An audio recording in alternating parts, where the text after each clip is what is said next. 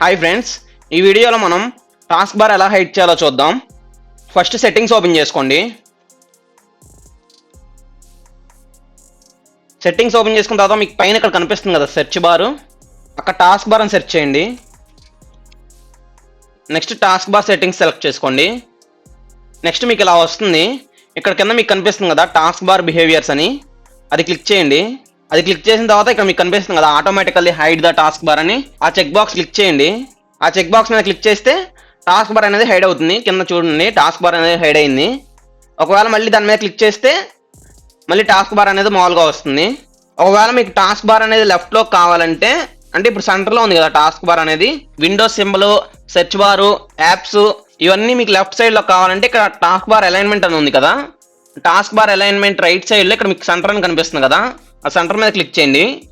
ఇప్పుడు సెంటర్లో ఉన్నాయి కాబట్టి సెంటర్ అని చూపిస్తుంది. మీకు లెఫ్ట్లో కావాలంటే లెఫ్ట్ మీద క్లిక్ చేయండి.